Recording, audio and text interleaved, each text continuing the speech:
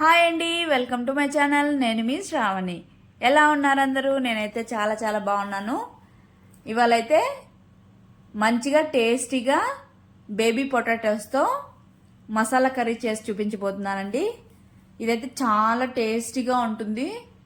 Dosa, idli, puri, chapati, rice ఎందులోకైనా చాలా చాలా ఎమ్మీగా ఉంటుంది.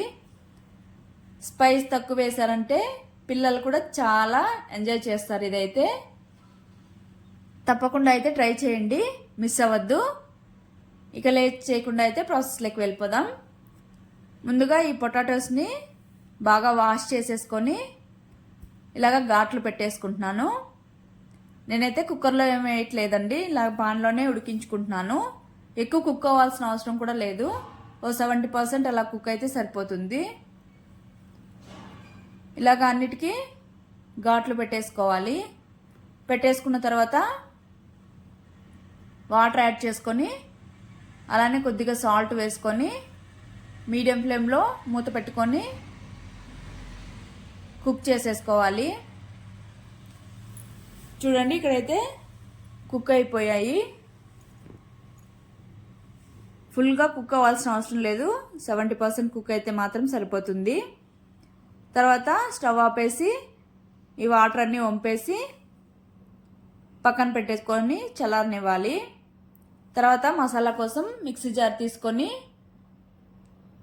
ఒకటి పెద్ద టమోటో పెద్ద ముక్కలుగా చేసుకొని పేస్ట్ చేసుకోవాలి. తర్వాత ఒక బౌల్లో తీసి పక్కన పెట్టేసుకోవాలి. తర్వాత అదే మిక్సీ జార్లో 2 స్పూన్స్ కొబ్బరి పొడి, అలానే చెక్క, తర్వాత ఆనియన్ ఇలాగ పెద్ద ముక్కలుగా కట్ చేసుకొని వేసుకోవాలి. కొద్దిగా కొత్తిమీర వేసుకొని వాటర్ ఏమి యాడ్ చేయకుండా పేస్ట్ చేసుకోవాలి. ఆనియన్ వేసాం కాబట్టి వాటర్ ఏమి యాడ్ చేయాల్సిన అవసరం లేదు. తర్వాత పక్కన పెట్టేసుకొని పాన్ పెట్టుకొని ఆయిల్ వేసుకోవాలి. తర్వాత అందులోనే జీలకర్ర, కరివేపాకు, ఆవాలు వేసుకొని చిట్పట్లాడనివ్వాలి. తర్వాత ఆనియన్ అనేది పొడవుగా కాకుండా ఇలాగా సన్నగా కట్ చేసుకోవాలి. అది కూడా వేసేసుకొని దోరగా వేయించుకోవాలి, లో ఫ్లేమ్లో మంటను పెట్టుకొని. వేగిన తర్వాత 1 స్పూను అల్లం వెల్లుల్లి పేస్టు, అలానే ఒక 1/2 స్పూను పచ్చిమిర్చి పేస్ట్ వేస్తున్నాను. వేసుకొని అల్లం వెల్లుల్లి పేస్ట్ వేసాక మంటనైతే లో ఫ్లేమ్లో పెట్టుకోవాలి, లేదంటే అడుగు పట్టేస్తుంది. తర్వాత పచ్చివాసన పోయేంత వరకు బాగా మిక్స్ చేసుకుంటూ ఫ్రై చేసుకోవాలి. ఫ్రై అయిన తర్వాత మనం ప్యూరీ చేసి పెట్టుకున్నాం కదా టమోటో, అది వేసేసుకొని అలానే మిక్స్ చేసుకోవాలి.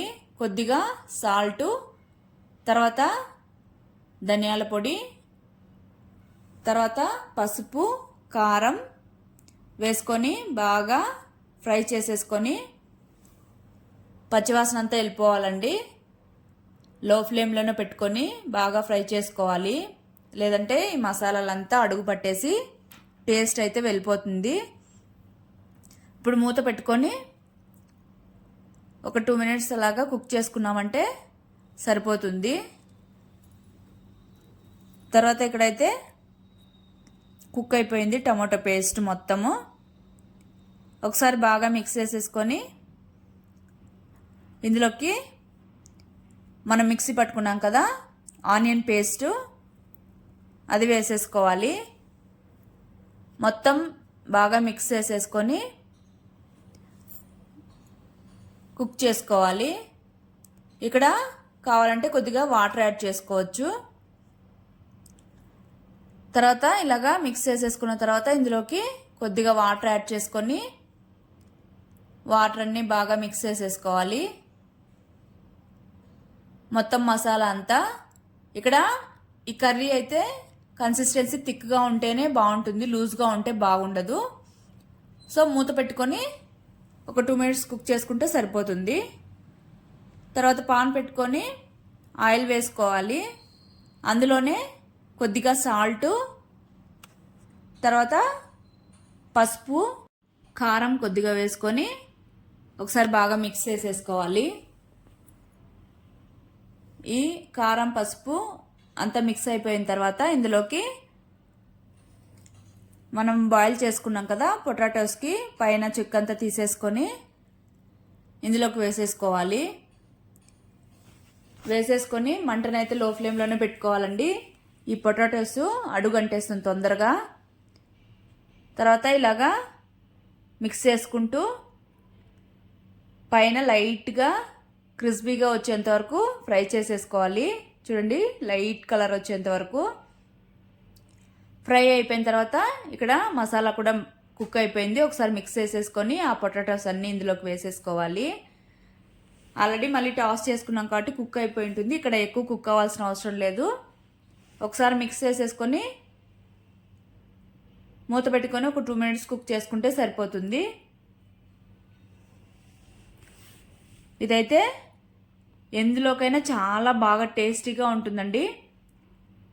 రైస్లోకి అయితే ఎస్పెషల్లీ చాలా బాగుంటుంది.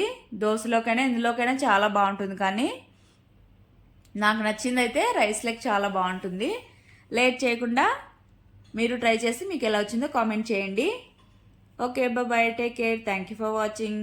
నచ్చినట్టయితే సబ్స్క్రైబ్ చేసుకోండి.